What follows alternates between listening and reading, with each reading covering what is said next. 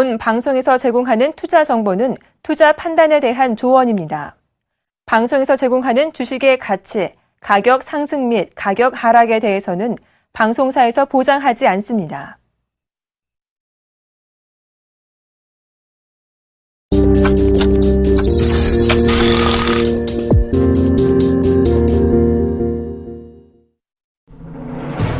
네, 출발 증시와이드 2부의 최리나입니다. 간밤 뉴욕 증시는 대통령의 날로 휴장을 해서 장이 열리지 않았습니다.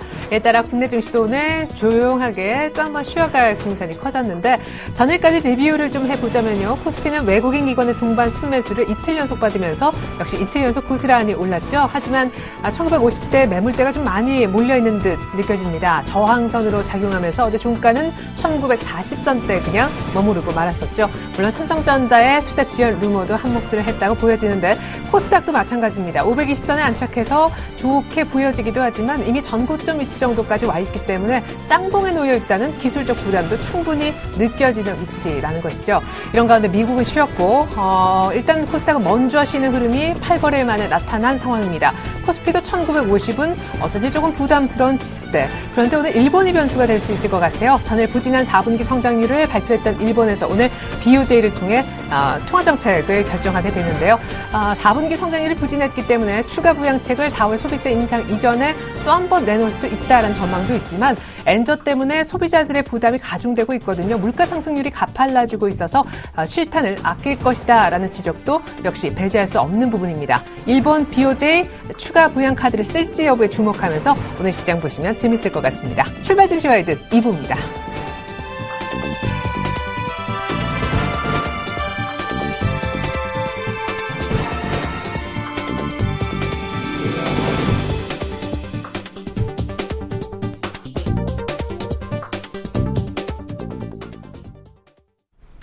전일장 다시 보고 오늘장 미리 들여다보겠습니다. 리뷰 앤 프리뷰 화면 함께 보시죠.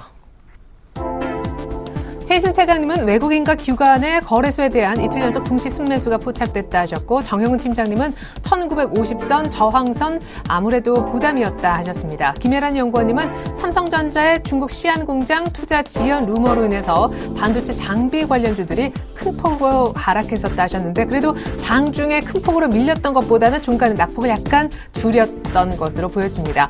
김영겸 팀장님은요. 트로이카 업종에 강세를 띄었다라고 하셨는데 건설과 은행, 증권을 뜻하는 트로이카 업종 어제 두드러진 상승세가 나타났었죠. 안창은 대리님은 외국인 기관의 동반 순매수로 이틀 연속 상승이 나왔다라시면서 최희승 차장님과 비슷한 의견을 남겨주셨네요. 자, 오늘장 프리뷰입니다. 최희승 차장님은 환율 관련해서 리스크가 적은 트로이카 업종, 아까 말씀드렸던 그 세 업종의 상승 지속 여부를 한번 체크해보자 하셨고 정영훈 팀장님은 간밤 미국 증시가 열리지 않았기 때문에 오늘 우리 장도 눈치 보기 장세가 연출될 것 같다 하셨습니다. 김혜란 연구원님은 1960포인트 정도에서 저항선이 예상이 되고 때문에 그 경계 매물도 출회가 될 텐데 매물을 충분히 소화해낼 것으로 하지만 매물대가 있어도 긍정적인 전망을 같이 해주셨습니다. 김영겸 팀장님은 1950 이상에서는 그렇기 때문에 주식 비중을 줄이면서 갔으면 하셨고요. 안상은 대리님은 단기 차익 매물 부담도 있고 또 미국장도 쉬고 일본은 또 어떡하나 눈치 보기 장이 오늘 예상이 된다 하셨습니다. 오늘은 이 가운데 IM투자증권 정영훈 팀장님 전화 연결해서 자세한 의견 들어보겠습니다. 정 팀장님 안녕하세요. 네, 안녕하세요. 네, 전일까지 오르긴 했는데 1950에선 확실히 부담을 느끼는 모습입니다. 저항선이라고 표현해 주셨는데 미국장은 쉬었습니다만은 오늘은 어떻게 될까요? 일본 BOJ도 예정이 돼 있고 어떤 분은 1950 이상에서는 비중을 줄여라라는 사인도 내셨습니다. 네, 우선 현재 지금 시장은 지금 크게 봤을 때는 한 1900에서 2000포인트 내외로, 한 100포인트를 내외로 두고서 좀 박스권 구간이 이어지는 구간이 아닌가 생각을 하고 있습니다.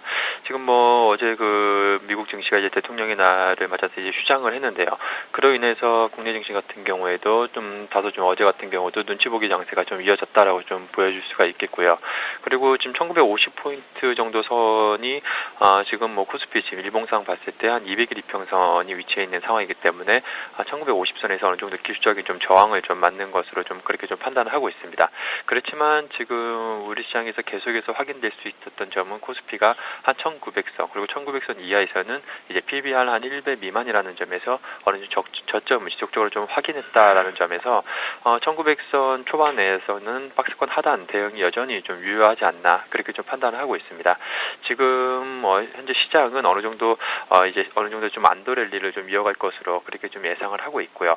지금 시점에서는 특히나 지금 외부적인 좀 악재 요인이라고 좀 할 수가 있었던 이제 엔저 악재에 대한 부분도 점진적으로 좀 해소가 되고 있는 상황이고 향후에 4월에 이제 소비세 인상이라든가 이러한 부분을 봤을 때 점진적으로 이제 엔저에 대한 부분 해소될 것으로 좀 보여지고 있는 상황이기 때문에 그동안 이 엔저로 인해서 상당 부분 한동안 시장에서 직격탄을 좀 맞았었던 이 자동차주들의 밸류에이션 매력이 점진적으로 좀 증가하고 있다는 점을 지속적으로 좀 주목해야 될 그럴 좀 시기가 아닌가 그렇게 좀 생각을 하고 있습니다. 네, 그러면은 오늘 BOJ에서는 추가 양적 완화 카드가 나오지 않을 것으로 보시나 봐요. 궁금하고요. 낙폭과대 대형주들 최근에 돌아가면서 올라오고 있는데 어떻게 대응을 하면 좋을까요? 추가로 더 들고 있어도 좋겠습니까? 네, 우선 오늘 BOJ에서 추가 양적 완화에 대한 부분은 저도 개인적으로는 시장 전망과 마찬가지로 좀 나올 것으로 이렇게 좀 예상을 하고 있고요. 역시나 이 부분이 시장에는 좀 긍정적인 좀 요인으로 작용할 것으로 좀 보여주고 있습니다. 그리고 좀 최근에 이제 낙폭 과대 경기 민감주들, 건설주를 비롯해서 어느 정도 좀 경기 민감주들이 상당히 좀 좋은 흐름을 좀 보여주고 있는데요. 사실상 지금 그동안에 좀 악재가 좀 어느 정도 다 이제 주가에는 좀 반영이 됐고 이제 특히나 건설주 같은 경우에도 이제 부동산 경기 회복에 대한 좀 기대감이 지금 있는 상황이기 때문에 당분간은 좀 시장 대비해서 지금 좋은 흐름을 좀 보일 수 있지 않을까 개인적으로 좀 그렇게 생각을 하고 있습니다.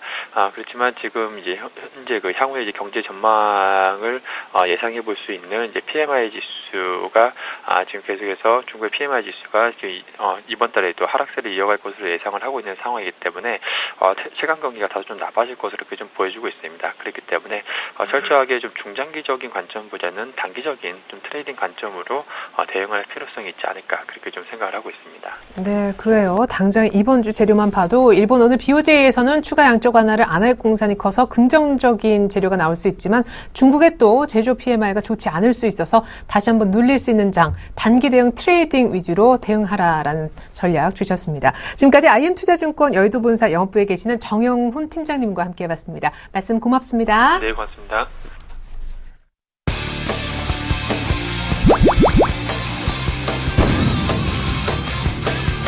증권 투자의 연습은 없다. 실전이다. 주식 조교 돌격 앞으로 남은 원장입니다.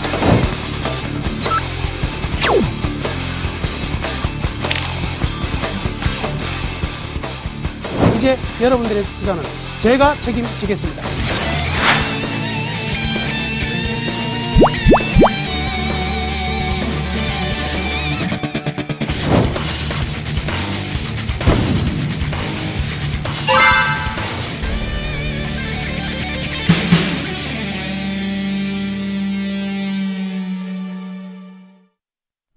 네, 오늘 넘버원에게 듣는다 시간 샘플러스 나무누 멘토님 함께 해볼 겁니다. 나무누 멘토님 안녕하세요.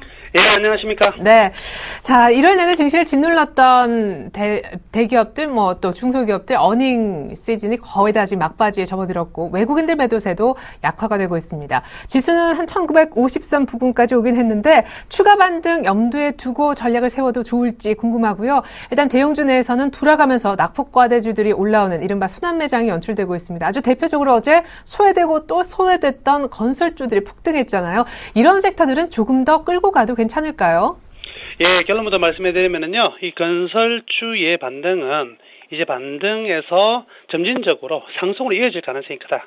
이렇게 말씀해드릴게요. 그러면 지금 급등했지만 오늘 당장 따라가기에는 단기적인 어떤 부담은 분명히 있겠지만은요. 그렇지만 추세적으로 상승 전환될 가능성 굉장히 높은 상황이니까 건설주에 대해서는 지속적으로 관심 그리고 조정이 들어왔을 때마다 매수해도 일정 부분 한 10에서 20% 포트에 유지한다면 충분히 좋은 수익률 나올 수 있을 것으로 판단하고 있습니다. 자, 전체적으로 좀 짚어나갈게요. 현재 우리 시장을 눌렀던 부분들은 하나는 양적 완화의 테이퍼링에 대한 이슈였고요. 또 하나가 그에 따라서 파생적으로 신흥국의 경제 위기 즉 아르헨티나의 이제 페소화 가치가 급락했던 이런 부분들이 우리나라 증시를 좀 눌렀다고 봐야 될 것이고요. 또 하나는 이제 마지막으로 남아있던 부분이 미국의 이 부채 한도 협상 부분이었거든요. 근데 이 두 부분이 모두 다 해결이 되었다는 거죠. 재밌는 사실은 아르헨티나 페소화 가치 급격히 떨어졌다가 지금은 점진적인 안정세가 나타나고 있는 상황이지만 주가는요 바로 원위치로 강하게 반등이 나왔다는 점. 그리고 전체적인 이번에 옐런의 일단 통화정책 자체가 그대로 벤버냉키를 이어가는 불확실성을 크게 확산시키지 않는 범위 내에서 정책 기조가 나왔기 때문에 이런 부분들까지 리스크가 다 제거되고 있는, 즉 안도랠리가 본격적으로 시작되었다 이렇게 봐도 될 것 같습니다. 그래서 신흥국의 위기도 계속 이제 완화되고 있는 흐름들 나타나고 있는데요. 그 속에서 단순히 위기만 제거된다고 해서 주가가 올라갈 수는 없겠지만은 중요한 부분은 유럽과 중국의 최근 경제 지표들 발표된 내용 보면은 상당하다는 거죠. 자, 그런 부분들이 앞으로 굉장히 기대할 부분이 있는 것 같습니다. 이 첫 번째 그림을 보시면은요. 지금 유럽, 중국 경제 지표 개선세가 과거 이제 작년 8월입니다. 작년 8월에 유럽과 유로존과 G10의 차이, 그리고 중국과 G10의 차이인데 경제 서프라이즈 지수가 최바닥권에서 터닝하는 시점에 우리나라 증시 외국인들 상당히 매수 많이 들어오면서 2060포인트까지 랠리가 나타났었거든요. 그러고 나서 10월 이후에 보시면 유로존과 중국의 이 경제 서프라이즈 지수가 지속적으로 떨어져 있었던 상황이었죠. 그런데 올해 들어서 유럽의 실물 경기 중심의 개선세가 지금 나타나고 있는 가운데 이번 중국의 이 무역 흑자 규모와 수출 입동량이 서프라이즈를 나타내면서 급격히 올라가면서 지금 플러스권을 진행했다는 거죠.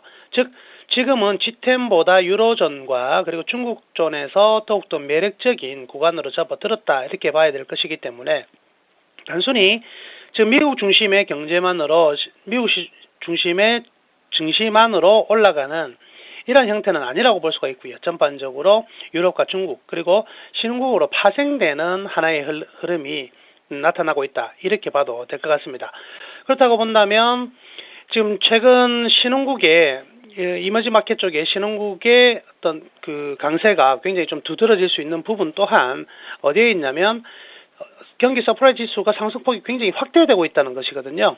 그래서 신흥국 또한 점진적인 상승세가 나타난다면 우리나라 같은 경우는 중위험, 중수익의 국가로서 외국인들 같은 경우는 안정적인 이 매개칼을 할 수가 있다는 거죠. 선진국과 그리고 이머징 신흥국으로 넘어가는 과정 속에서 한국 시장은 분명히 굉장히 매력적인 구간일 수밖에 없다.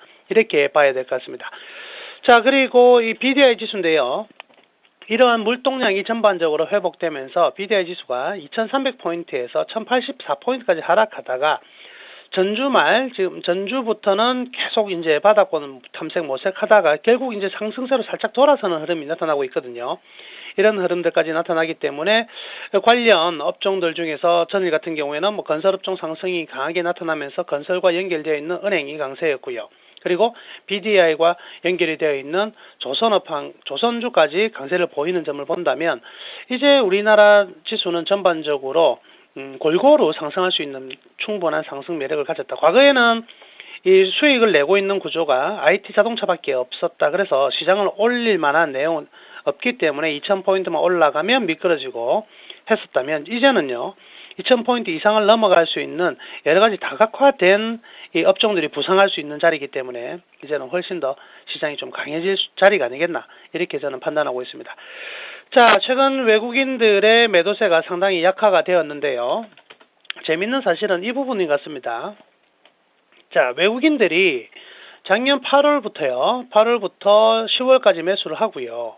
그때 지수가 1820포인트대에서 2000포인트까지 갔었죠. 여기에서 지금 다시 2060포인트에서 1900까지 떨어지는 동안에 외국인들의 이 지수는 올라갔다가 거의 뭐 제자리까지 떨어졌다고 볼 수가 있지만 외국인들의 이 매매 동향을 보면 굉장히 외국인들이 많이 판 것처럼 우리가 느껴지지만 실제로는요.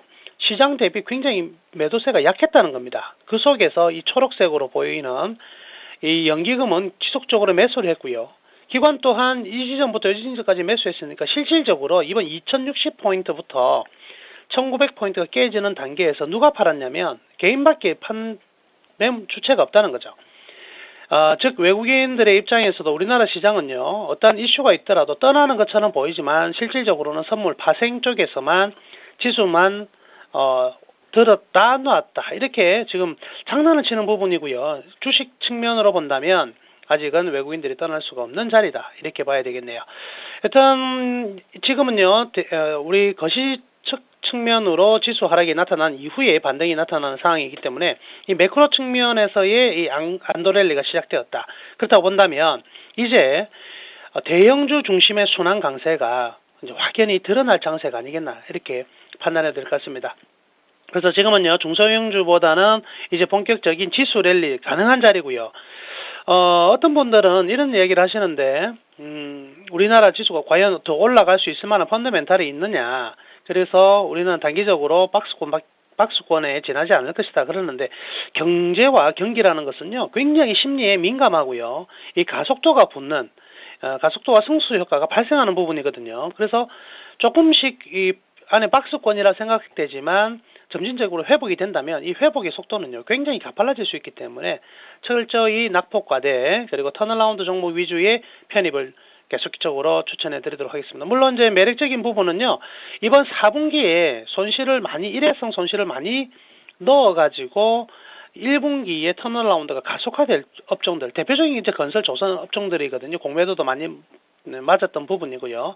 그런 군들과 금융업종 쪽으로는 계속 관심을 가져야 될 것이고요. 중국의 수출입 동향을 본다면 역시 화학업종이나 철강업종들 역시 강세 보일 가능성이 많을 것 같습니다. 그래서 당분간은 코스닥 개별주 종목의 랠리보다는 대형주 중심의 장세가 나타날 가능성이 많으니까요. 낙폭과대 대형주 중심으로 포트를 편입하셔가지고 수익률 제고에 힘쓰시면 좋겠습니다. 네, 이제 슬슬 좀 이번 해 들어서 바짝 올랐던 코스닥 중소형주 비중을 조금 축소시키고 대형주장에 대비를 하라라는 말씀 들어봤습니다. 낙폭과대 턴어라운드 섹터 말씀해 주셨었죠? 그리고 건설주는 어제도 많이 올랐지만 이제 추세적인 상승이 예상된다라면서 매우 긍정적인 전망도 해 주셨었습니다. 샘플러스 남은 멘토님 감사합니다. 네, 감사합니다.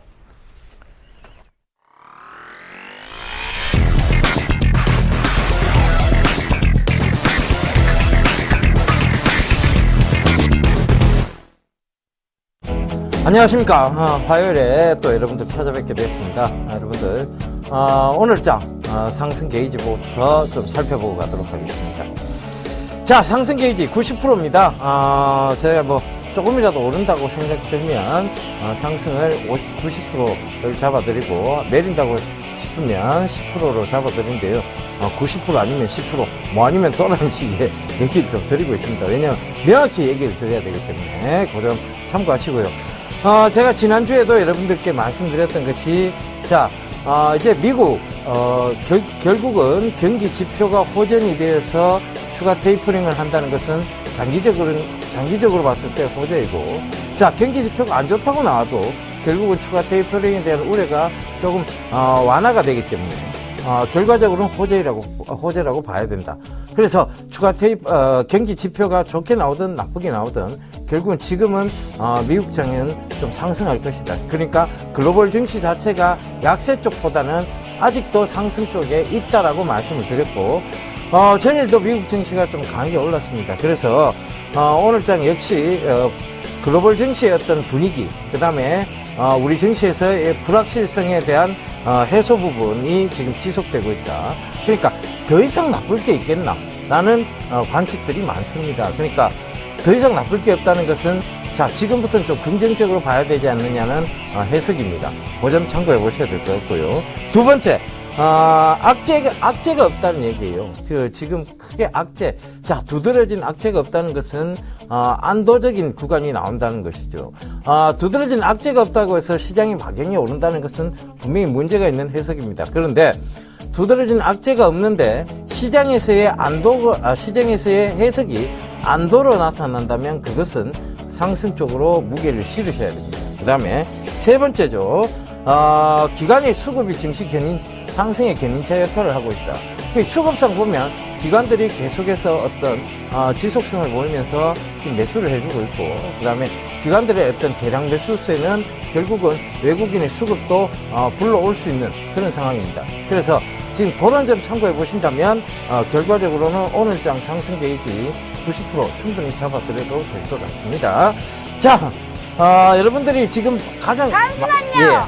매매하고 가실게요. 예, 매매하고 가자고요. 자, 우리가 지금 뭘 봐야 되는가 하면, 이제, 낙폭 가대에서 이제 올라오는 정도, 전일 이제, 금융이라든가 이제 건설 쪽에 어떤 낙폭 과대, 즉, 굉장히 시장에서 소외를 당하고 있는 왕따주들이 어제 대거 반란을 일으켰죠. 그런데, 지금 시장에서는 아직까지 그렇다고 그 반란이 끝까지 이어지리라는 것은, 조금 무리가 있는 해석인 것 같습니다. 왜냐하면 올라오는 구간, 즉, 우리가 대세 상승 쪽으로 가닥을 봤을 때는, 자, 이제 굉장히 낙폭 과대되었던 종목조차도 더 이상 나쁠 게 없다라는 해석으로 올라오지만 그들은 결국은 지금 내려오는 구간에 어떤 매물 대기자들, 즉 단기 매물 대기자들과 그 다음에 굉장히 오랫동안 물려있던 사람들의 어떤 매물 대기 세력들이 존재를 하고 있다는 얘기입니다. 그러면 올라오는 구간에서 저항이 많을까요? 지지가 많을까요? 결국은 저항이 많다는 얘기입니다. 그러면 지금 아직까지는 낙폭 과대였던 종목이 조금 강하게 올라오리라는 것은 조금 자제를 하셔야 되고요. 그러니까 제가 지금 봐야 되는 업종은 셀트리온 제약, 그 다음에 바이오니아 이연제약과 같은 바로 이제 바이오 업황군들입니다. 그래서 차트 보면서 좀 설명을 드리도록 할게요. 자, 셀트리온입니다. 셀트리온이 강하게 상승이 있고 난 이후에 그 다음 계속해서 주가가 조금 지지부진한 모습을 보이면서 횡보가 좀 나왔어요. 그러니까 조정이 나오고 횡보가 나왔는데 지금은 반등 영역 구간에 와 있다. 이렇게 보셔야 될 것 같습니다. 지금 셀트리온은 매각과 관련한 즉 M&A와 관련한 호재도 있으니까 지금 그 가격대가 42,650원인데요. 전일 종가가 이 가격대에서 접근하시면 크게 무리가 없으리라 판단이 됩니다. 그래서 42,650원에서 접근하셔서 지금 한 3, 4%의 수익 여러분들이 충분히 거두고 나올 수 있는 오늘장이 아니냐 그렇게 보여지고요. 그 다음 셀트리온 제약 살펴보도록 하겠습니다. 셀트리온 제약인데요. 셀트리온 제약도 역시 마찬가지입니다. 주가의 흐름은 비슷한 흐름을 나타내고 있죠. 강한 상승 이후에 조정과 횡보 지금 이어지고 있는데 전일 종가가 11,300원입니다. 이 부분에서 접근하셔서 한 3, 4%의 수익을 지금 충분히 거두실 수 있으리라 생각을 합니다. 그 다음 바이오니아죠. 바이오니아. 자, 바이오니아 최근 들어와서 주가가 굉장히 큰 폭의 상승이 있고 난 다음에 오랫동안 횡보 구간을 거쳤습니다. 그죠? 작년도 그러니까 여름까지 큰 상승이 있었고 그 이후로 계속 하락을 하다가 지금 횡보가 나왔죠. 그죠? 다시 자 되돌림이 이제 어느 정도 나왔다는 얘기입니다. 그럼 되돌림 구간이 나올 텐데 이걸 좀 확대해서 보자면 전일 종가 부근에서 접근하셔서 역시 마찬가지로 3, 4% 정도의 어떤 수익을 보시면 될 것 같습니다. 그 다음 이연제약은 여러 가지 측면에서 여러분들 바이오업종 중에서도 지금 제일 낫다라고 보시면 될 것 같아요. 자, 매수 가격대는 24,000원 정도 잡아드리도록 하겠습니다. 24,000원에서 전일 종가가 26,50원인데 24,000원에서 자 목표가 22,000원 요거는 한 10% 정도 스윙하는 개념으로 잡아드릴게요. 그러니까 스윙 개념입니다. 다른 거는 단기 개념이고 이연제약만 스윙 개념이니까 그 점 참고하세요. 자, 이제 동시효과 보고 가도록 하겠습니다. 5, 4, 3, 2, 1.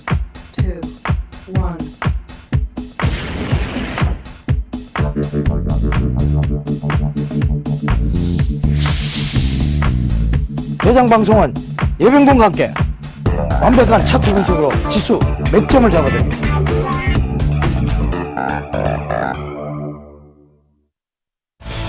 네, 드디어 장이 개장이 됐습니다, 여러분. 삼성전자가 약보합으로 좀 출발됐고 LG전자 역시 약보합으로 좀 출발이 됐는데요.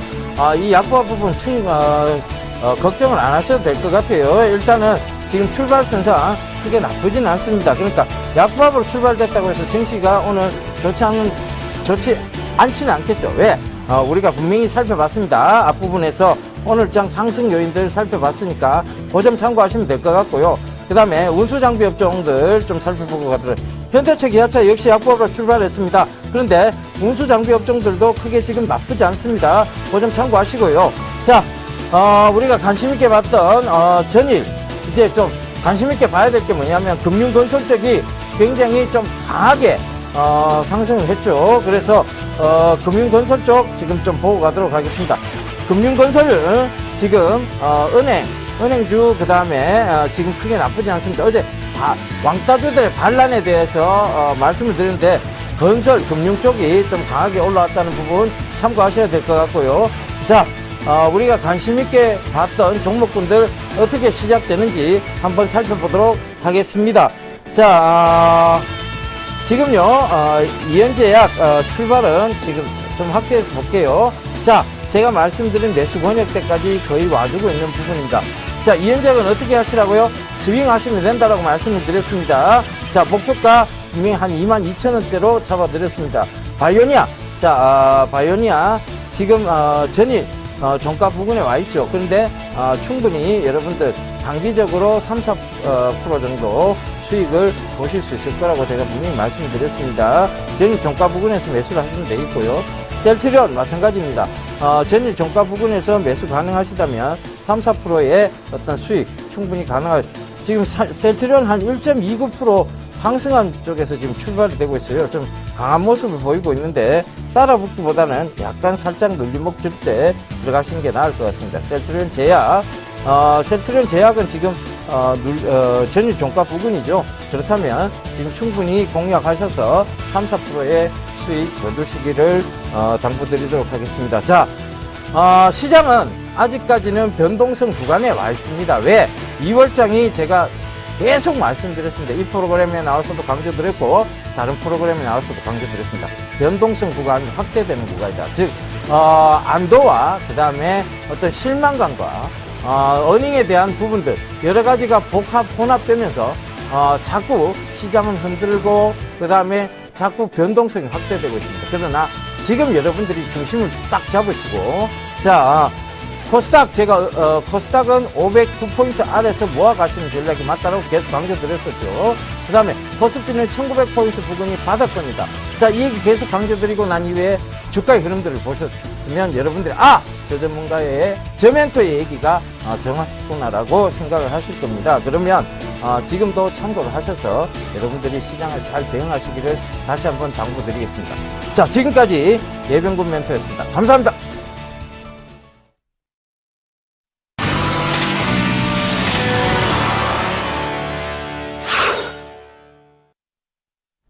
네, 2월 18일 화요일 개장 분위기 샘플러스 예병군 멘토 통해서 알 수 있었습니다. 일본 증시도 체크해 보겠습니다. 전일 4분기 GDP 부진 속에 제한적인 상승세만 보였던 니케이가 오늘 추가 상승을 일단 하고 있습니다. 0.8% 더 올라서요. 14,500 라인을 일단 회복시켰는데 오늘 BOJ 통화정책회의가 잡혀있죠. 결과에 따라서 니케이는 또 한 번 출렁일 수 있으니까 BOJ 결과 잘 보셔야겠습니다.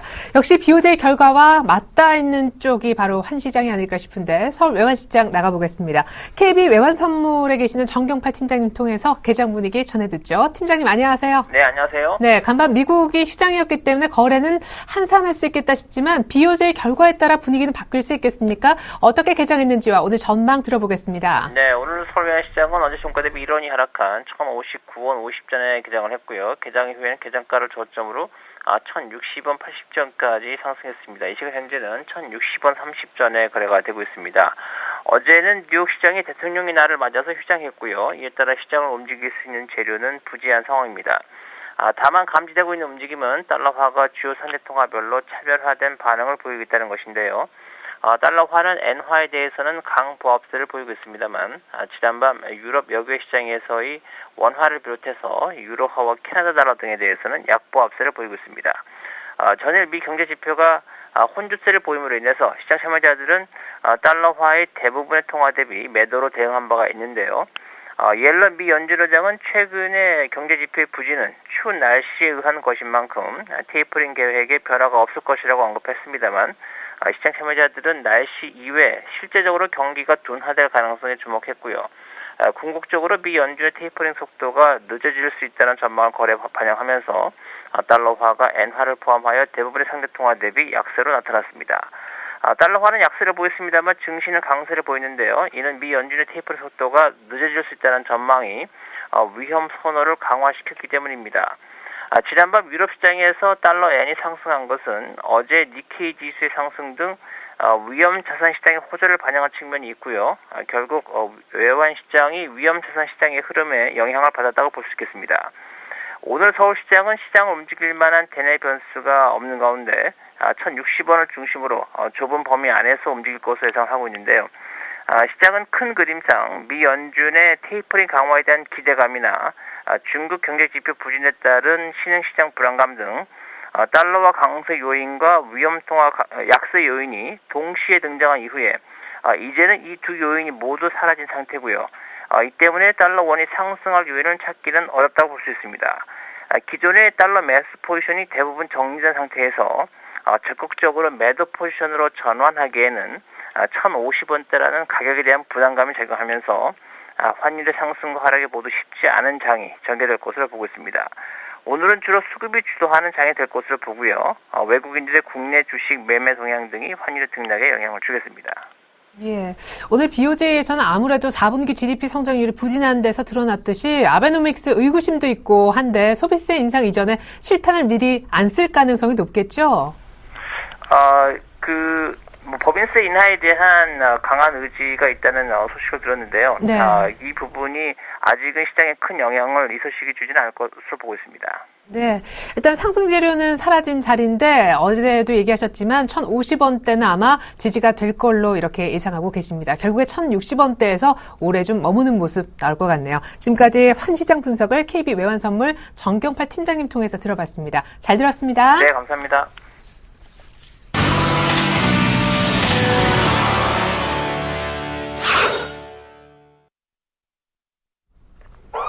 네, 혼조 부업권에서 출발하고 있는 양시장 아침인데요. 오늘의 돌발 종목입니다. 첫 번째 종목은 안타깝지만 코롱 그룹주 얘기를 좀 해야겠습니다. 경주 마우나 리조트 붕괴 사고로 인해서 사망자가 10명이나 나왔죠.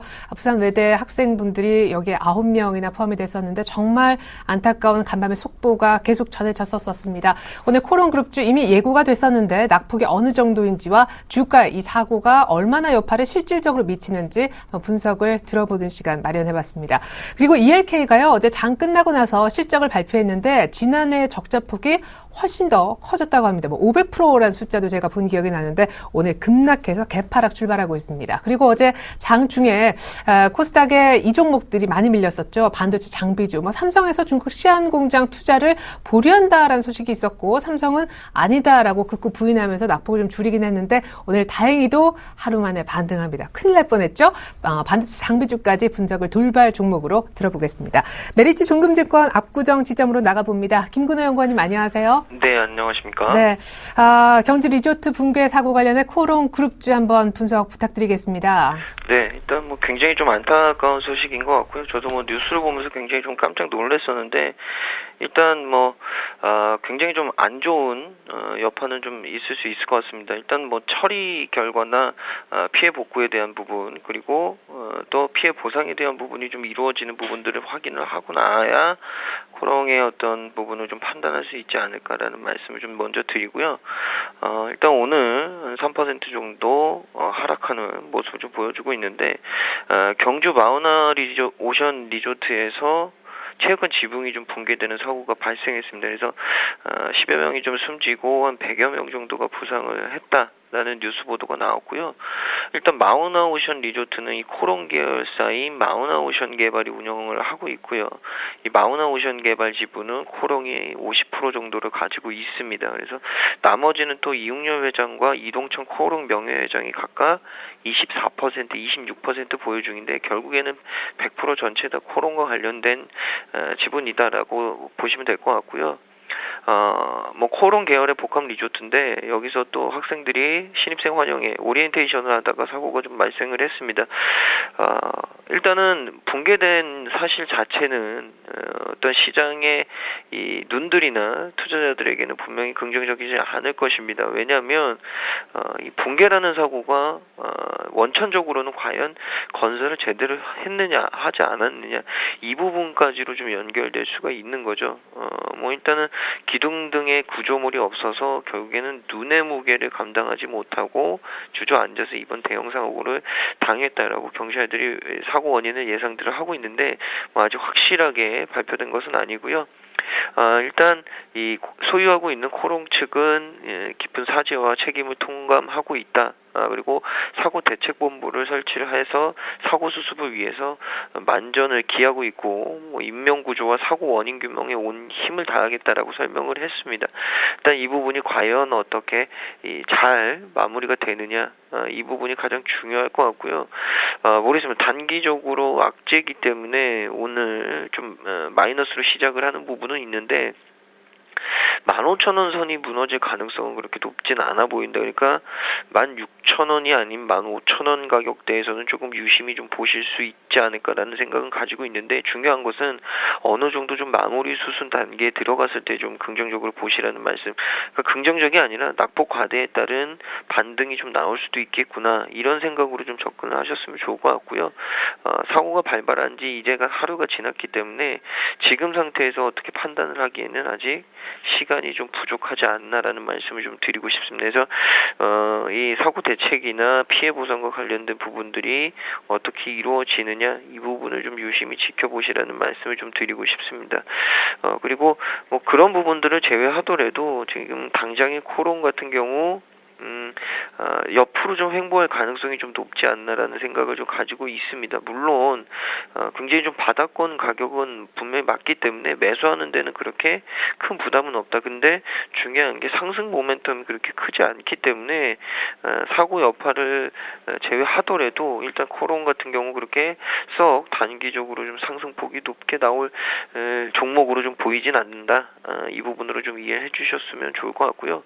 ELK 같은 경우에는 급락을 하는 모습 역시나 실적 부분인데 지난해 실적이 잘 안 나왔습니다. 지난해 영업손실이 360억 9천만 원 수준 전년 대비해서 적자폭이 500% 확대됐다고 밝혔고요.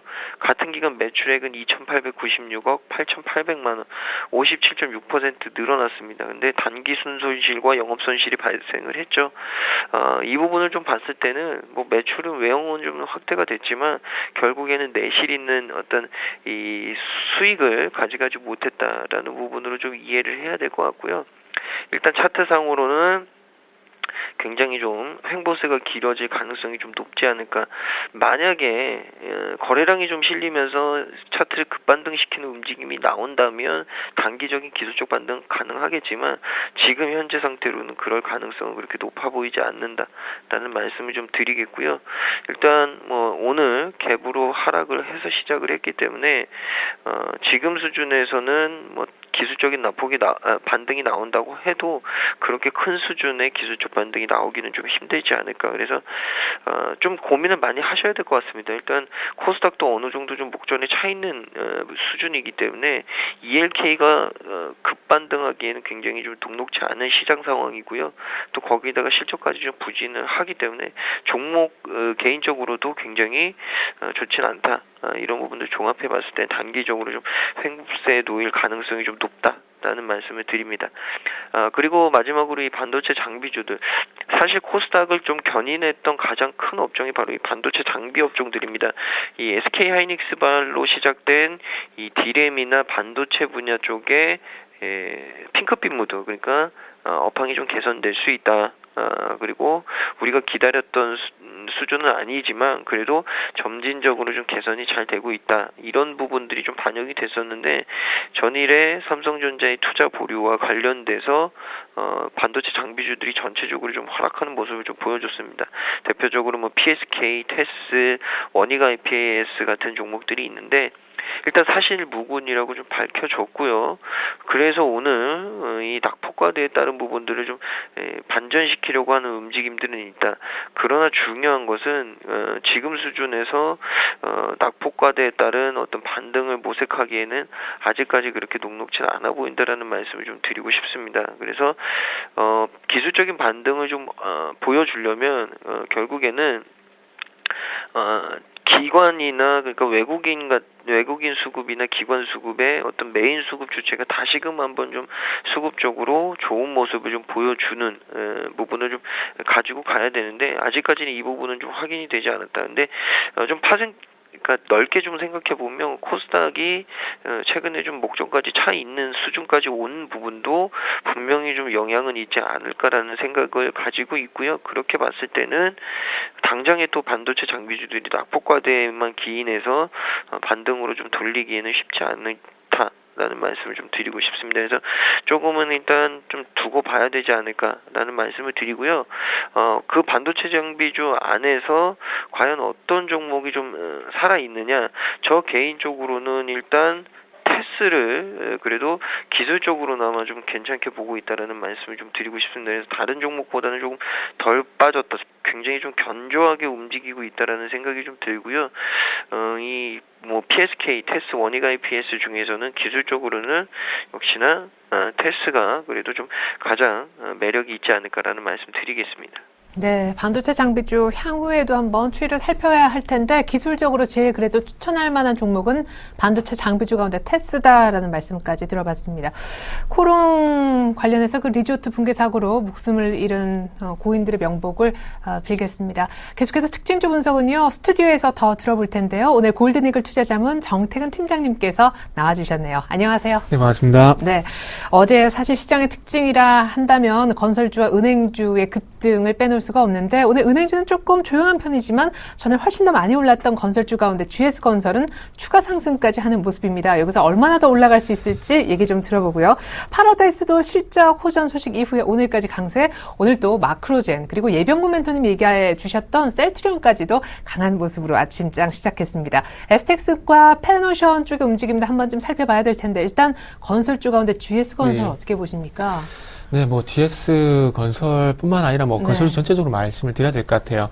최근에 건설주 같은 경우 삼성엔지니어링도 바닥권에서 조금 탈출하는 모습이 나오고 있고요. 그와 아울러서 GS건설도 마찬가지로 지금 이제 바닥을 좀 다지는 모습들이 연출이 되고 있는데 일단 가장 해외 쪽보다는 국내 쪽에서 긍정적인 소식들이 나왔었죠. 전일 같은 경우에 주말에 발표가 됐었던 그 주택 거래량 그 부분에 대해서 긍정적인 얘기가 나왔는데 일단 어쨌든 다행입니다. 주택 거래량이 전년 동월이죠. 작년 2013년 1월달 대비해서 2배 정도 증가했다는 소식이 전해지게 되면서 이제 조금씩 부동산 경기가 살아나는 것이 아닌가 그런 기대감들이 좀 전해지고 있는데 일단 그로 인해서 대형 건설사뿐만 아니라 소형 중소형 건설사도 상당히 좀 강세를 보였습니다. 그래서 주택 거래량 같은 경우는 아무래도 일단 대형 건설사 쪽보다는 중소형 건설사 그리고 대형사 쪽 옮겨본다면 현대산업까지는 영향이 있겠지만은 좀 더 그 대형 건설사들이 힘을 내주기 위해서는 국내 쪽보다는 아직까지는 해외 쪽에 좀 더 사활을 걸어야 되지 않겠나 생각을 하고 있습니다. 그래서 어쨌든 해외 쪽에 나왔던 부분들이 부정적인 얘기는 아니고요. 어쨌든 긍정적인 소식이긴 하지만 이 영향력에 대한 부분들은 국내 중소형사보다는 대형 사들이 떨어지지 않겠는 생각이 들고요. 그리고 GS건설로 좀 압축을 해보게 되자면은 일단 부동산 경기 살아난다는 부분은 상당히 좋겠지만은 저는 건설주 아직까지는 그 하방 경기성에 대한 부분도 좀 말씀을 드리고 싶어요.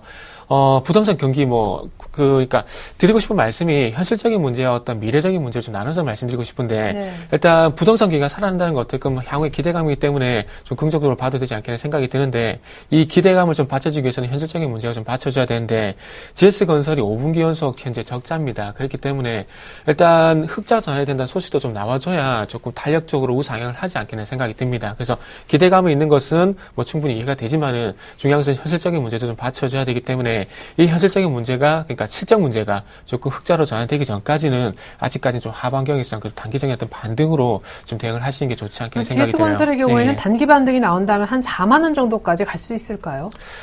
네, 일단 뭐 최근에 수급이라든지 어떤 삼성엔진의 흐름을 봤을 때 뭐 4만 원 정도까지 뭐 반등을 주지 않겠나 생각이 듭니다. 근데 작년 4월달 발생이 됐었던 5만 원 구간에서 어떤 갭 구간을 제가 보기엔 단기간에 메꾸기엔 조금 힘이 약하지 않겠나 생각이 듭니다. 그래서 일단 부동산 뭐 그런 부분 제가 또 단기적인 부분도 말씀드린 이유가 지난주 같은 경우 중국 쪽의 수출입 지표라든지 뭐 물가 지표가 발표가 되게 되면서 중국 모멘텀 발생되면서 철강이라든지 화학주가 강세를 보였었거든요. 근데 이 부분이 연속성이 있는 것이 아니라 단기적으로 좀 끝나는 흐름이 나오고 있기 때문에 뭐 건설주, 금융주 동반적으로 강세를 보이고 있는 부분들도 어떤 순환매적인 측면에서 봤을 때 단기적인 트레이딩 관점으로 좀 봐야 되는 것이 아닌가 생각이 되고 있습니다.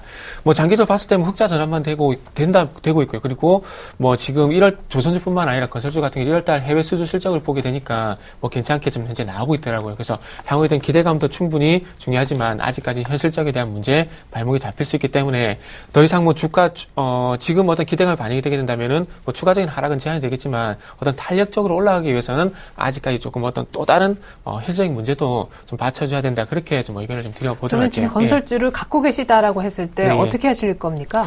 저는 가지고 있다면은 팔진 않을 것 같아요. 못 팔죠. 아마 마이너스이신 분들 훨씬 그렇죠. 많이 많을 텐데요. 물려있다면 팔기 힘들겠죠. 근데 말씀하신 대로 많이 좀 속된 말로 조금 많이 물려 계신 분들 같은 경우는 팔기 좀 힘드실 것 같아요. 그리고 근데 물려 계신 분들하고 신규로 접근하신 분들하고 똑같이 말씀드릴 수밖에 없는 게 만약에 뭐 많이 물려 계신 분들 같은 게 빠지다도 팔 수가 분명히 없을 겁니다. 근데 같이 말씀드리는 게 어쨌든 최근에 삼성 엔지니어링 어떤 부실의 가장 큰 화두가 됐었던 삼성 엔지니어링 그리고 GS건설 같은 경우에 어떤 주가에 대한 하방 경직성이 나오고 있고요. 그리고 해외 수주에 대한 부분에 어떤 건전한 얘기들이 나오고 있기 때문에 저는 하방 경직성에 대한 어떤 신뢰를 좀 더 가질 수 있다고 말씀을 드려보고 싶은 겁니다. 근데 이 하방 경직성에 대한 신뢰는 줄 수 있지만 서두에도 말씀드렸지만은 어떤 실적적인 부분도 받쳐줘야 되기 때문에 결론적으로 NC소프트가 많이 빠졌지만 반등을 준 이유가 뭐겠습니까? 실적이 돌아서졌다는 겁니다. 그래서 제가 앞으로에 대한 기대감도 중요하지만 현실적인 문제가 받쳐져야 되는 부분들도 말씀드린 이유가 좀 거기에서 나오신다 보시면 될 것 같아요. 그래서 일단은 뭐 너무 안 좋게 보는 것은 아니고요. 탄력적으로 올라가기 위해서는 아직까지 시기상조한 부분들을 좀 말씀드리고 싶어서 시간이 조금 걸린다는 부분들을 말씀을 드리고 싶다는 부분들을 좀 이해를 해주시면 될 것 같아요. 자, 다음은 파라다이스 좀 보도록 하겠습니다. GS건설은 좀 긍정적으로 말씀을 드리고 싶은데 파라다이스는 저는 계속해서 좀 부정적으로 좀 말씀을 드려야 될 것 같아요. 자, 일단은 아침 쪽에 나온 소식이 그거예요. 작년 4분기 대비해서, 그러니까 2013년도 4분기인데, 2013년도 4분기, 2012년도 4분기 대비해서 흑자 전환이 됐는데, 중요한 것은 흑자 전환이 된 것이 아니라, 시장 예상치가 한 250억 정도 되더라고요. 근데, 250억에 좀 미치지 못한 214억 정도, 210억 정도 발표가 됐는데, 일단 예상치, 어떤 흑자 전환에 대한 부분 좀 많이 좀 부각이 되고 있는 것 같아요. 저는 조금 예상치 미치지 못한 부분도 좀 부각을 시켜야 될 것 같은데, 뭐 어쨌든 시장에서 뭐 흑자 전환이 되고 있는 부분들 부각시키고 있으니까 그 부분을 말씀드려야 될 것 같아요. 근데 중요한 건, 자, 실적 뭐 흑자 전환 성공을 했습니다. 근데 최근에 우상향 하는 속도가 조금 둔화가 되고 있는데, 흑자 전환, 지금부터 파라다이스에 대해서 조금 관심을 가지고 계신 분들은 주목해야 될 부분이, 이전에도 한번 말씀드렸던 부분인데, 파라다이스가 분기 기준에서 계속해서 뭐 300억 전후의 영업이익이 좀 발표가 되다 보니까, 연간 기준에서 실적이 계속해서 개선이 되고 있습니다. 근데, 연간 기준에서 실적은 계속해서 될 거예요. 근데 실적 개선폭이 좀 둔화가 될 건데, 파라다이스 어떤 딜레마를 할 수 있는 부분이, 지금 한 5분기 연속 계속해서 400억을 분기 기준에서 400억을 못 넘고 있거든요. 그래서, 이 400억, 분기 기준으로 봤을 때 400억 정도 영업이익에 어떤 장을 계속해서 받게 된다면은 일단 이제는 전년 대비가 아니라 분기 기준으로 해서 실적에 대한 얘기가 조금씩 나올 가능성이 있지 않겠나 생각이 들고 있습니다. 그래서 이 부분은 지금 어쨌든 우상향을 하고 있기 때문에 뭐 지금은 뭐 계속 홀딩하는 관점이 많겠지만은 향후의 어떤 시장의 전망이라든지 파라다이스 어떤 전망에 대한 부분들을 충분히 생각을 하신다면은 분기 기준 300억에 정체되는 영업이익도 조금은 상기를 하셔야 되지 않겠나 말씀드리고 싶고요. 자, 그리고 마크로젠. 마크로젠도 좀 보게 된다면은, 일단 최근에 조금은 가파르게 좀 상승을 하고 있습니다. 일단 4월 달에 일단 국내 유전자 분석 서비스를 실시한다는 얘기가 좀 나오고 있고요. 그리고 이것뿐만 아니라 최근에 황우성 얘기가 좀 나왔었잖아요. 그래서 어떤 줄기세포 관련된 부분들과 이 유전자 분석, 그러니까 게놈 서비스, 좀 연관성을 가지고 좀 반등을 주는 것이 아닌가 생각이 들어요. 그래서 요 종목 가지고 계신 분들은 고점을 아직까지 논하기 힘들 것 같고, 일단 추세가 지금 계속해서 살아나가고 있기 때문에, 일단 전고점 뭐 43,000원 대응을 예상을 하시되 5일선이 깨지지 않게 된다면 계속 이 탄력을 좀 이용해서 좀 계속 가져가는 게 좋을 것 같습니다. 지금 최근에 거래량도 상당히 긍정적이거든요. 그래서 요 종목은 뭐 고점을 제가 예상을 하건데 일단 거래량이 만약에 줄어들게 된다면 거기에서 고점 신호가 나오지 않겠는 생각이 듭니다. 그래서 아직까지는 거래량과 추세가 긍정적이기 때문에 홀딩을 하시라 말씀드리고 싶고요. 자, 셀트리온도 말씀을 드린다면은 지금 서정진 회장이 뭐 소환이 되냐 마냐 그런 얘기가 나오고 있는데 일단 서정진 회장을 볼 것이냐 아니면 지금 현재 뭐 노르웨이라든지 스웨덴 쪽에 북유럽 쪽뿐만 아니라 일본, 미국 쪽에 약 이름은 갑자기 바이오시밀러 약이 갑자기 제목이 생각이 안 나는데, 일단 그 복제약을 볼 것인가, 선진혈과 볼 것인가, 거기에 대한 고민이 좀 되고 있는데, 긴 관점에서 본다면은 셀트리온 같은 경우는 아무래도 바이오시밀러 제약에 대해서 볼 수밖에 없을 것 같아요. 일단 검찰 리스크가 있긴 하지만은. 램시마 얘기하죠. 예, 죄송합니다. 램시가 갑자기 생각이 안 나네요. 그래서 램시마를 볼 것이냐, 아니면은 선진혈과에서 볼 것이냐, 이렇게 좀 봐야 될 것 같은데, 제가 보기에는 아무래도 램시마를 좀 봐야 되지 않겠는 생각이 들어요. 그리고 이 부분은 좀 장기적인 관점이고, 셀트리온이 좀 강세를 보인 이유가, 최근에 코스닥 종목 섹터가 조금 순환매적인 관점이 보여주고 있어요. 최근에 뭐 제재 관련주들이란지 출판 매체가 좀 강세를 보이는데 오늘 또 상위 섹터 좀 바뀌었더라고요. 그래서 어떤 순환매적인 관점에서 지금 제약 섹터 강세를 보고 있는데 그 중심에 제가 보기엔 셀트리온이 있는 것이 아닌가 좀 그렇게 생각이 되고 있습니다. 그래서 바이오시밀러라든지 서정진 회장에 대한 얘기는 나중에 좀 또 밀어놓고 일단 순환매적인 관점에서 뭐 셀트리온이 강세를 보이고 있다. 이렇게 좀 말씀을 드리고 싶습니다. 자, 그리고 빠르게 다시 좀 간단히 좀 말씀드려야 될 것 같은데 일단 페노션 같은 경우에 M&A에 대한 얘기가 나오고 있는데 지금 뭐 STX도 동반적으로 같이 봐야 될 것 같아요. STX도 뭐 검찰 수사 불구하고 반등을 주고 있다는 얘기가 나오고 있는데 페노션 그리고 STX 같은 경우에는 아무래도 검찰 수사에 대한 부분들이 잠시 M&A 소식으로 해서 좀 묻히는 것이 아닌가 생각이 듭니다. 어차피 페노션이 매각이 되게 된다면은 그 자금이 STX 그룹 쪽으로 들어가기 때문에 아무래도 이런 연관성 때문에 STX 그리고 페노션 강세를 보이는 것이 아닌가 생각이 들고 있는데 이 두 종목은 차트적인 부분을 볼 때 뭐 절대적 개인 투자자한테 추천할 만한 종목은 절대 아니란 부분들을 좀 간단하게 말씀을 드리겠습니다. 네. STX 그리고 페노션까지 살펴드렸습니다. 최근에 CJ그룹주들이 좀 살아나는 그런 모습인데 겨울 왕국 뭐 900만 돌파 때문에 CJV도 그렇습니다만은 뭐 앞서서 택배 관련해서 뭐 구정 전에 CJ 대한통운도 올랐었고요. 그렇죠? 근데 CJ 오늘 헬로비전이 조금 힘겨워하고 있는데 그에 앞서서 CJ E&M은 상당히 이번 달 들어 특별히 힘을 내고 있습니다. 중국 텐센트 쪽에서 투자할 수 있다라는 기대감 때문이라는 분석이 있는데요. 자세한 CJ E&M 3만 원도 깼었던 이 문제 주가 전망까지 들어보겠습니다. 그리고 CJ 헬로비전은 대통령이 어제 이 방송 시장을 대기업에서 독과점하면 안 된다라고 우려 발언을 함으로써 오늘 또 하락을 하는 그런 모습이고요. 유니슨이 관리 종목 지정될 수 있다는 우려 속에 최근에 상당히 부진했었는데 오늘 조금 우려를 딛고 반등을 하는 모습입니다. 삼성전자에서요. 사물 인터넷 관련해서 태스크포스 전담팀을 신설했다는 소식 때문에 사물 인터넷 관련주가 또 한 번 강세를 보여주고 있는 아침입니다. 자, CJ그룹주 대표 종목 두 종목 분석을 다시 압구정으로 가서 들어보겠습니다. 김근호 연구원님. 네, 일단 CJ E&M 같은 경우에는 최근에 좀 차근차근 잘 올라왔습니다. 일단 뭐 중국의 텐센트 투자에 대한 기대감. 근데 그 이전에 CJ E&M이 왜 주가가 조정이 나왔느냐?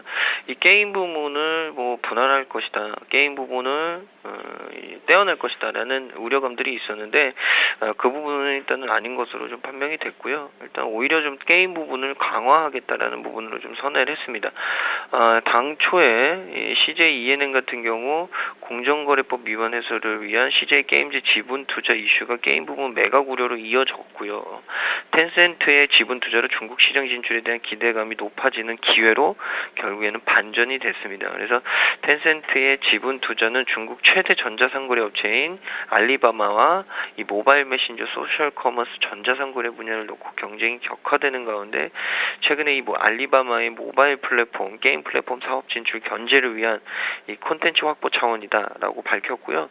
그렇게 되면 결국에는 텐센트와의 협작을 통해서 중국 내에서의 어떤 위치를 굉장히 좀 공고히 할 수 있지 않나. 그리고 지분 투자 규모와 지분율을 고려를 했을 때 CJ 게임즈의 가치 평가를 지금 최근에 하고 있는데 약 5천억에서 6천억 수준 정도라고 강조를 하고 있습니다. 그래서 CJ 게임즈가 생각보다 굉장히 잘 게임 사업을 하고 있구나.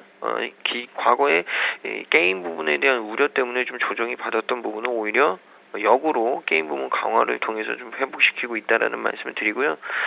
기술적으로도 일단 뭐 최근에 좀 급반등을 했긴 했지만 아직까지 그래도 수급적으로나 여러 가지 좀 면으로 봤을 때는 충분히 좀 추가 상승을 할 수 있다. 근데 중요한 게 최근에 게임주도 전체적으로 단기에 급등한 이 부분이 있기 때문에 그런 부분들을 좀 감안했을 때는 게임주도 전체적으로 좀 한 번은 쉬어갈 수 있다. 그렇다면 CJ ENM도 좀 한 번쯤은 좀 쉬었다 갈 수 있는 부분이 있지 않을까라는 생각을 가지고 있다라는 말씀을 드리겠고요. CJ 헬로비전 같은 경우에는 독과점 규제 우려에 따라서 약세. 이 경쟁 사회 그리고 자본시장에서 가장 최근에 이슈가 되는, 그러니까 가장 좀 폐라고 얘기하는 규제를 하려는 부분이 바로 이 독과점 부분입니다. 일단 CJ 헬로비전 같은 경우 독과점 규제에 따른 우려 때문에 약세를 좀 보여주고 있는데, 이 방송시장의 독과점 규제 구조가 발생하지 않도록 신중히 검토해달라라고 이 박근혜 대통령의 발언이 나왔고요. 그로 인해서 주가가 조정을 좀 받는 모습을 보여주고 있습니다. 미래창조과학부와 방송통신위원회 업무보고 모두 발언에서 일단 박근혜 대통령이 최근 방송시장에 진출한 대기업들이 수직 계열화를 통해서 방송 채널을 늘리는 등 굉장히 영향력을 좀 확대해 나가고 있다. 그래서 중소 프로그램 제공업체의 입지가 점차 좁아지고 있다. 그러니까 결국에는 공정한 경쟁을 시켜라. 공정한 경쟁이 아닌 흐름으로 좀 흐를 수 있으니 좀 규제를 할 수도 있다. 좀 신경을 써라라는 발언이 나왔고요. 그런 부분들 때문에 케이블이나 홈쇼핑 등이 진출한 대기업들의 영향력을 급속도로 확대한 부분에 대해서 드라이브를 걸겠다, 브레이크를 걸겠다, 이런 부분이 나왔기 때문에 업계가 좀 술렁이고 있다고 합니다. 그래서 결국에는 최근에 좀 주가 조정은 이 독과점 규제에 따른 우려감. 근데 수급적으로는 일단 기관은 좀 빠지는 모습을 보여주는데, 중요한 것은 외국인들이 좀 잘 받쳐주고 있다는 말씀을 좀 드리고 싶습니다. 그래서 만약에 오늘 장중에 18,000원이 깨진다면은 좀 사봐도 되지 않을까. 오늘 저가 기준으로 일단 17,000원, 17,950원, 그러니까 18,000원을 깼는데 오늘 저가가 어떻게 보면은 좀 매수의 기회로 좀 작용을 하지 않았을까라는 생각이 들고요. 일단 주봉상으로도 다시금 좀 기술적인 반등을 좀 노리려고 하는 모습으로 변모해 가고 있습니다. 그러니까 CJ 헬로비전은 지금 수준이 그렇게 가격적으로나 흐름상으로 나쁜 수준은 아니다. 그러나 독과점 규제에 따른 만약에 강력한 정책이 나온다면 밀릴 수는 있지만 지금 수준으로 좀 흘러간다고 하면 일단 기술적인 반등이 나올 자리가 아닐까라는 말씀을 드리겠고요. 유니슨 같은 경우에는 일단 오늘 반등에 좀 나서는 모습을 좀 보여주고 있습니다. 역시나 관리 종목 지정에 따른 우려감, 이런 부분들이 계속적으로 좀 주가를 저가로 좀 밀어버리는 모습을 좀 보여줬는데, 일단 너무 빠졌다는 인식이 좀 있었던 것 같고요. 그로 인해서 오늘 반등을 좀 모색하려는 부분. 근데 중요한 건 여기서 다시금 상승 추세로 돌리기에는 쉽지 않다. 그러니까 지금 수준에서 다시금 주가가 V자 반등으로 가기에는 그렇게 녹록지 않다라는 부분으로 좀 말씀을 드리고 싶고, 낙폭이 과대했기 때문에 기술적인 반등은 좀 나올 수 있겠지만 그렇게 강력한 수준의 기술적인 반등은 기대하기 힘든 시간이 아닐까. 시간은 굉장히 좀 많이 필요해 보인다라는 말씀을 드리겠고요. 마지막 종목은 삼성전자입니다. 이 사물 인터넷주가 정부의 대기업 육성 기대를 좀 강세 보여주고 있습니다. 오늘 효성 ITX도 굉장히 좀 강하게 오르고 있고요. 이 방송통신위원회와 미래창조과학부의 이 업무 보고에서 박근혜 대통령이 사물 인터넷을 창조 경제의 어떤 모델로 언급했다라는 소식이 나오면서 관련주가 일제히 상승하는 모습을 좀 보여주고 있습니다. 기가레인, 엔텔스, 모다정보통신, 유비커스 일제히 강세를 보여주고 있는데, 사물 인터넷은 부가가치가 굉장히 무궁무진하다. 세계적인 시장도 몇 조 단위이기 때문에 지금부터 준비를 굉장히 잘해야 된다라고 박 대통령이 말씀을 했습니다.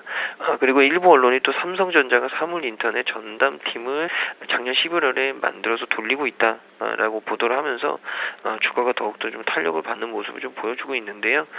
일단 대통령의 발언이 나왔기 때문에 정부에서도 유심히 좀 지켜볼 가능성이 있다. 근데 그런 부분을 좀 제외하더라도 일단 삼성전자가 반등 이후에 좀 눌리는 구간에 있지 않나.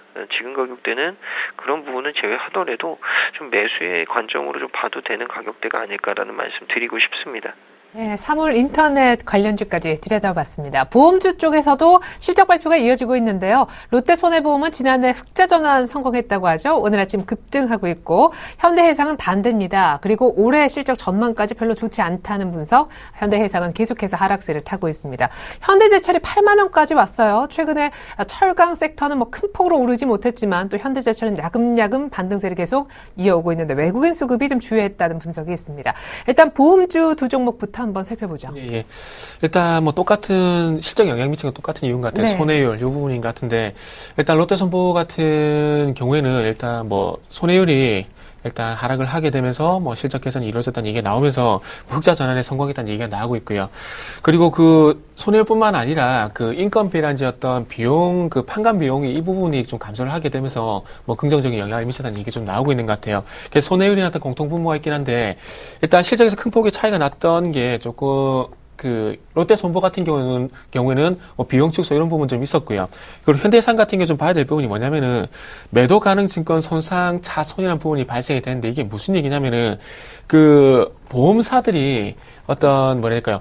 그 투자 자산으로서 채권에 상당히 투자를 많이 하고 있는데 이 채권 매매 차익이 좀 발생이 좀 지난해 상당히 컸던 것들이 좀 영향을 미친 것이 아닌가 생각이 되고 있습니다. 보통 그 보험사들이 장기 채권을 매수해가지고 어떤 그 채권 금리를 통한 어떤 수익을 확보를 하는데 네. 작년 같은 경우에 금리가 너무나 안 좋다 보니까 이 채권 매매 차익이 좀 발생이 되는데 그 매매 그 차익을 좀 발생시키기 위해서 어떤 채권 매매 거래를 했는데 이 부분에서 어떤 작년에 손해가 좀 발생이 많이 됐다 그러더라고요. 그래서 이 채권 매매 차손이 대형사 위주에 많이 발생이 됐다는 얘기가 나왔는데 그 부분에 어떤 영향이 현대해상에 좀 발생이 좀 된 것이 아닌가 생각이 들어요. 삼성화재도 마찬가지로 삼성에도 마찬가지로 주가 흐름이 안 좋았던 부분들이 이 매도 가능 증권 손상 차손 이 부분에 좀 영향을 받은 것 같습니다. 그래서 보험주를 보실 때 그 손해율도 중요하지만은 방금 말씀드렸듯이 이런 그 투자 자산에 대한 부분들도 있거든요. 그래서 그런 부분에 대해서 매도 가능 증권 손상 차손 이런 부분들도 좀 체크를 하시는 게 좋을 것 같아요. 그래서 어쨌든 실적 부분이 좀 엇갈리다 보니까 현재 최근에 롯데 손해보험 같은 경우에는 뭐 가격대를 보면 3,000원 부근 2,800원에서 바닥을 다지고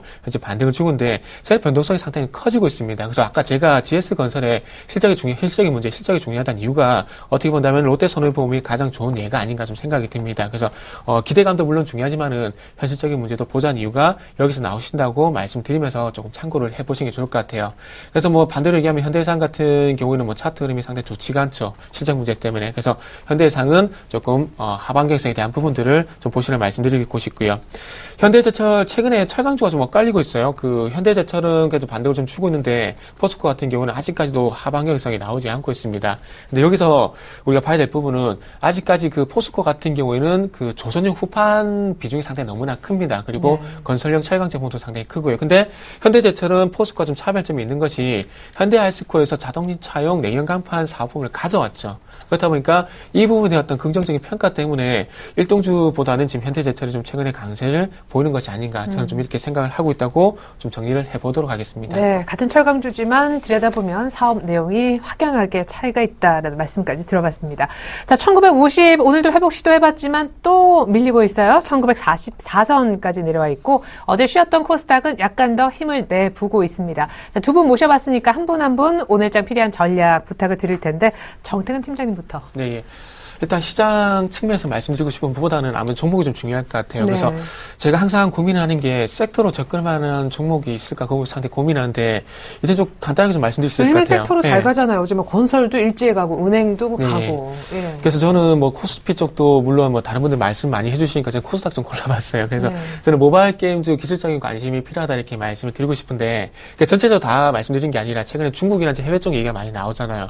거기에 대한 관심이 있는 그게 관련된 종목들인데 많이 오르진 않았어요. 예. 그래서 개인들이 좀 장기적인 관점에서 접근하신다면 좀 저는 차트적으로 봐야 되지 않겠나 생각이 들어서 무작정 접근한 것이 아니라 최근에 네오이즈 게임즈라든지 네오이즈 인터넷, 조이시티, 게임빌 이런 종목들 말씀 한번 드려보고 싶어요. 근데 이 종목들의 어떤 공통점을 보게 된다면은 최근에 하반경성을 보게 되면서 완만하게 추세가 이제 조금씩 올라와 주고 있다는 겁니다. 그래서 모바일 게임즈에 관심이 없었던 분들 같은 경우는 이게 지금 벌써 이렇게 올라왔나 이렇게 생각하시는 분도 분명히 좀 계실 것 같아요. 그래서 수익률 확보 측면은 뭐 단기 매매도 분명히 있지만은 장기적인 측면도 분명히 있어야 될 겁니다. 그래서 어떤 장기적인 관점에서 본다면은 방금 말씀드린 중국 쪽이라든지 해외적 모멘텀이 발생되는 모바일 게임즈 쪽에 관심을 가져도 괜찮지 않겠는 생각이 들어요. 그래서 이와 관련된 종목들 뭐 한 가지 연관성 있는 종목도 말씀드리면 아시아나항공도 마찬가지로 조금씩 올라와주고 있고 지금 개인적으로 저는 항공주도 좀 올해는 좋게 보고 있는데 아시아나항공도 한번 차트 패턴을 보시면 아시겠지만 조금씩 올라와주고 있습니다. 그렇기 때문에 단기도 중요하지만은 다시 한번 말씀드린 장기적인 포트도 중요하실 거예요. 그래서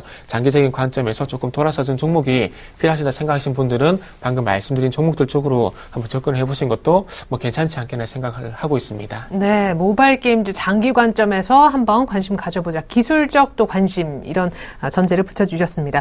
김근호 연구원님께도 조언을 좀 구해보겠습니다. 또 어떤 분들은 코스닥이 전반적으로 여기서 조금 무너질 수 있는 조금 위태위태한 쌍봉 위치라 대형주 중심으로 한번 반등장을 노려보자. 뭐 이런 포트를 꾸리자 조언들도 쏟아지고 있는데 이미 그 전에 단기 대형주 관심을 얘기하셨었잖아요, 김근호 연구원님. 네, 맞습니다. 일단 그 의견은 계속적으로 좀 유지를 해야 될 것 같고요.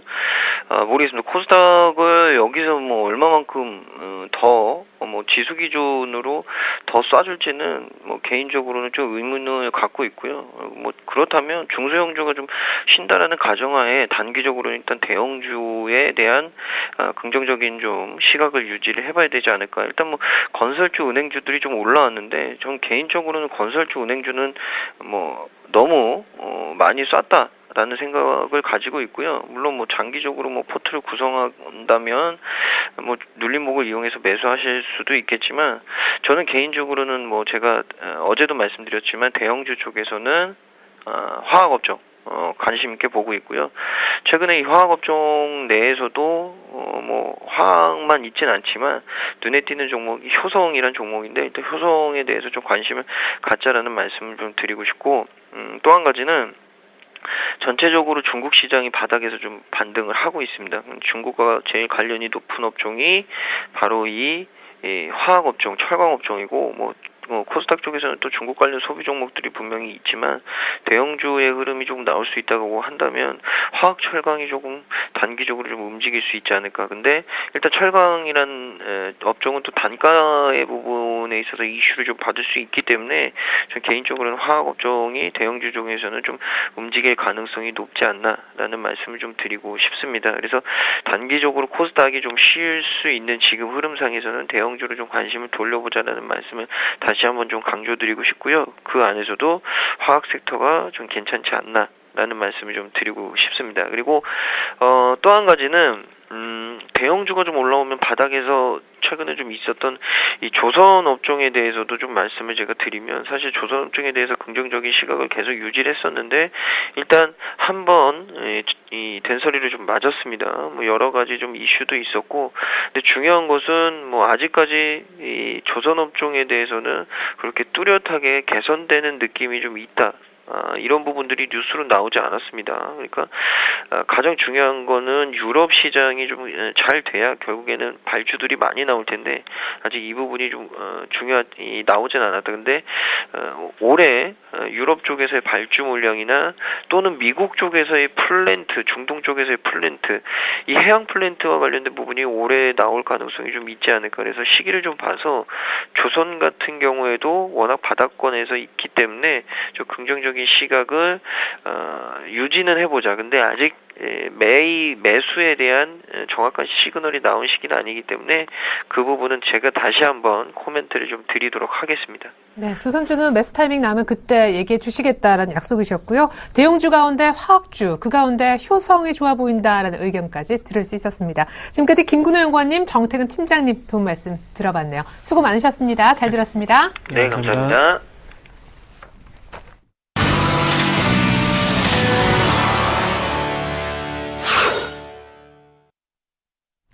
네, 1940선 초반까지 밀리고 있습니다. 빨간불은 코스닥에만 들어와 있는 상황, 선물시장 분위기와 필요한 전략까지 들어보겠습니다. 샘플러스 김도영 멘토님, 주쌤 안녕하세요. 네, 안녕하십니까. 안녕하십니까. 네, 어제 250 한 6대 정도 장 초반에 찍는 거 같이 보고 얘기 나눴었는데 고점은 이미 찍혔다 하셨는데 정확했더라고요. 254선도 깨진 채 마감이 됐고 오늘 아침 분위기는 어떻습니까? 일단 아침에 상당히 눈치를 좀 보고 있다라고 말씀 좀 드리겠습니다. 해외 발표 지표가 하나 장중에 지금 나올 게 있죠. 바로 VOJ 쪽에서 일본 쪽에 촉각을 좀 곤두세울 수밖에 없는 추이입니다.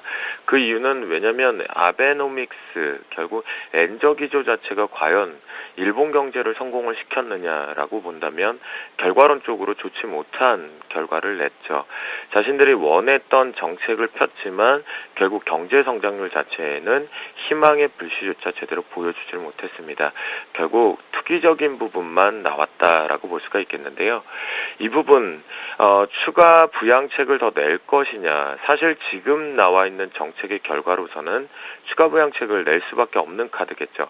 하지만 그건 역시도 부담스럽다라는 겁니다. 기존 기조를 유지할 가능성이 좀 높게 점쳐지고 있는 상황인데요. 이 발표를 앞두고 있는 시점에서 우리나라 어제 또 안 좋은 내용들의 좀 양도세 부과가 일단은 좀 많이 언급이 되면서 부담스러운 요인으로 잡혔는데요. 일단 시장에서는 전반적으로 외국인과 기관계, 일본 중앙은행 쪽의 발표를 보고 움직일 준비를 하고 있었던 것으로 파악이 됩니다. 하지만 초반부에 그 빈 공백을 빠르게 변동성으로 만들어낸 것은 바로 개인 창구였다라고 보실 수가 있겠는데요. 개인들만이 나홀로 매수 출발 이후에 매도 전환 이후에 바로 다시 매수 전환 쪽이 좀 되어 있는 특징이겠고요. 외국인들 매도로 받아주면서 매도로 전환되었고 기관계 쪽에 금융투자 창구와 투신 쪽 모두 둘 다 청산 쪽이 좀 걸려 있다. 조금 누적 포지션을 가볍게 가고 싶어하는 특징이 좀 있겠고요. 그리고 나서 도깨비 장세 이후에 추세를 조정 쪽으로 확정치를 냈다라는 것이 좀 아쉽습니다.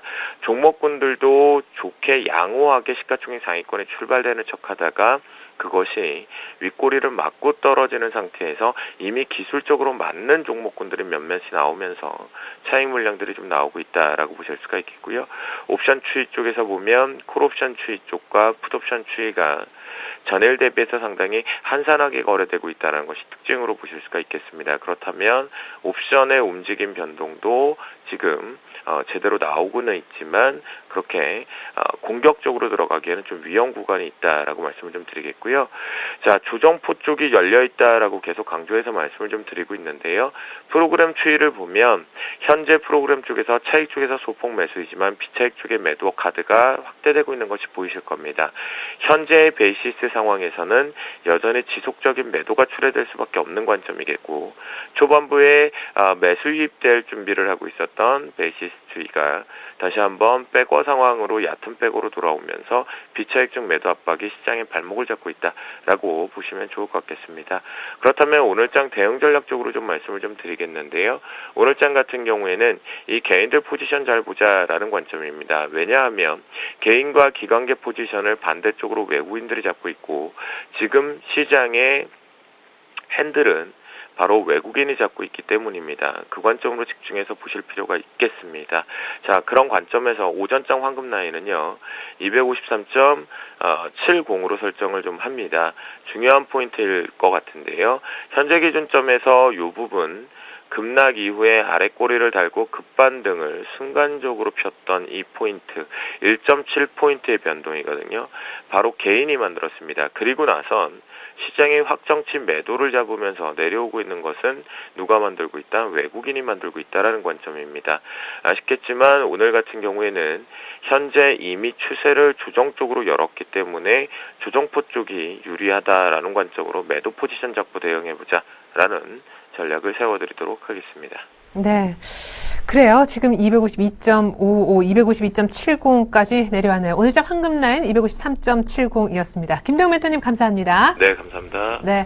BOJ 통화정책회의에서 추가 양쪽 하나 카드를 쓸지 여부를 두고 관망세가 짙은 가운데 코스피는 4월 만에 하락하고 있습니다. 1950의 저항을 또 한 번 늦긴 아침 1940선까지 지금 내주면서 30선 후반까지 일단은 내주고 있는데요. BOJ 결과에 따라 한시장도 분위기가 많이 바뀔 수 있을 것 같네요. 1번 주목하시면 좋겠습니다. 출발 증시 와이드 여기까지입니다. 고맙습니다.